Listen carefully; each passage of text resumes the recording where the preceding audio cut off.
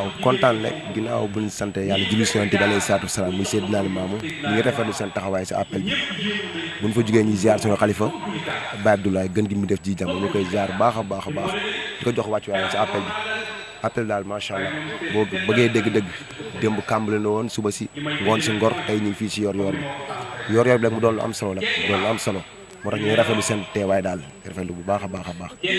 tout le temps damay dégg nit ñi naan mooy démb mooy tey. Baye Laye. bon soxna si loolu damay sawar trop di si tontu question ba mu solo boo xamante ni sa morom bi journaliste yi bu ñu ko doon posé dina am solo trop. parce que boo nee Baye Laye mooy Mouhamadou Rasulullaay dina jaaxal ñu bari mais jaaxul yàlla suñu borom comme que doomu aadama ma yërëm bu weex mu cuub ko mu ñuul wala yërëm bu bula mu cuub ko mu xonq wala leneen asamaan yàlla suñu borom moo wàccoon démb Seydina Mohamed Makka mu soobaat ko yulwaat ko fii si Sénégal muy Seydina Limaamu alayhi salaatu wasalaam parce que wàccu Seydina Limaamu alayhi salaatu wasalaam ñu bëri ñu koy xaar ci àdduna muy li yàlla waxoon mais bu ne kii beneen yonent la ñuy juum nekkul beneen yonent Mohamed dafa waxoon démb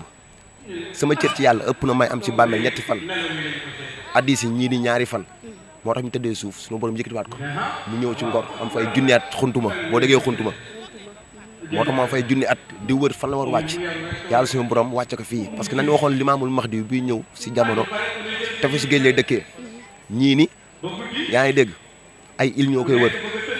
ñii ni fi jamono yam àdduna fam yam fa lay dëkkee ñu bëri jàppoon ñu Maroc fa la àdduna yam mais boo xoolee fii la àdduna yam yoo fan moo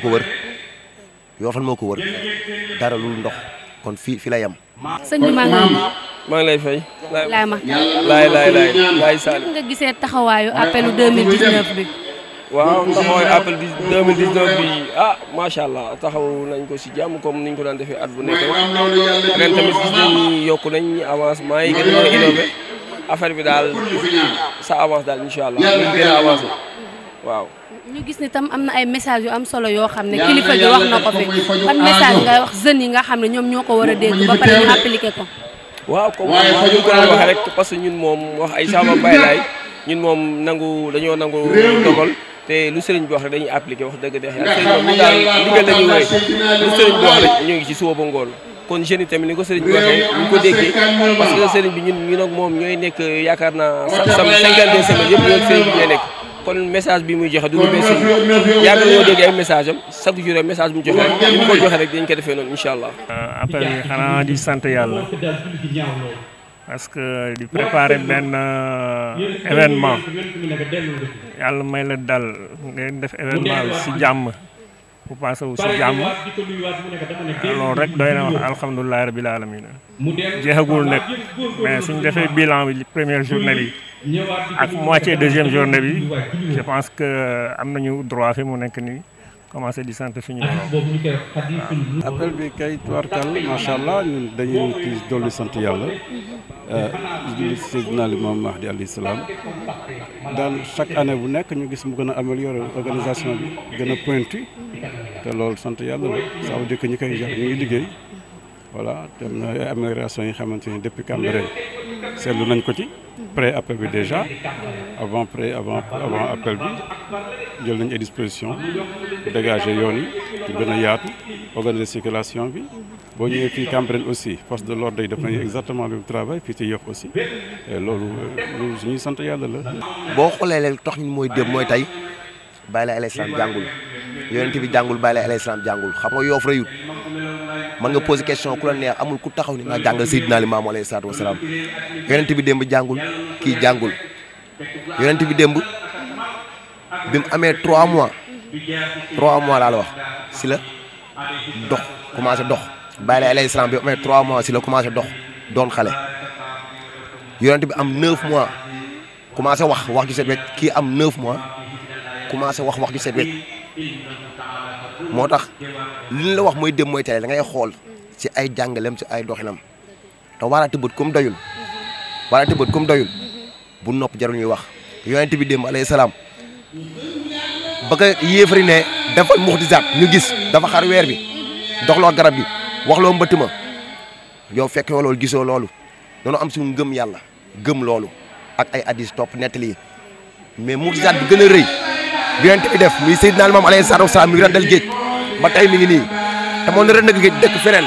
mais gaa ren pare dëkk ci wetu géej gi géej a ngi toj fu nekk géej a ngi def fu nekk mais kii mi ngi nii tëdd ci wetu géej doo ma see dégg ni géej laal na ko moo tax soxna si kontaan nañ trop kontaan nañ Laye Matar kontaan nañ seen taxawaay. jàpp mooy que si dëkk bi laa dëkk fii ne woon dëkk ci booru plage bi gis naa événement yu bari mais événement wu dauphin yi il faut reconnaître que c'est pas une fantaisie am na yoo xamante ne yàlla suñu borom moo koy def bon il faut que aussi de temps en temps ñu tenir compte parce que fii ñun gis nañu saison yu nekk yi fi dauphin yi di ñëw ni ñuy manifester woo ni ñu doon ñëw jóge géej gi di dem te cette année boobu li fi am je pense que suñu borom moom moo ko dogal bon on tombe pas dans le piège des kii quoi ay événements ay phénomènes et tout mais am na yoo xamante ne aussi su amee il faut que ñu leeral ko ku fi dëkkul xamoo ko fii dëkk si dëkk bi lu ëpp 60 ans xamoo ko mun nga ko interpréter à ta manière mais ñu ñuy maanaam interprétation xam nañ ne du bruit moo leen di indi parce que bu doonoon bruit fii pendant l'été am na ay show am na ay événements yu bari mais loolu xëccul ay dauphin bu ñu ñëw à moins de 50 mètres du lieu de prière yooyu nag ay événements la yoo xamante ne bon bu ko suñu borom defee on le prend en compte parce que à l'inverse bu ñu doon def événement boobu géej gi ñëw dugg suñu jaxase nit ñi yëpp les gens auraient dit que bon c'est un supplice divin et comme du loolu nag bon dañuy sant yàlla événement yu demee noonu su amee de temps en temps ñu apprécier ko et ñu bañ a tomber ci piège yu ñëw après rek di séntu phénomène bu am ak événement bu am quoi.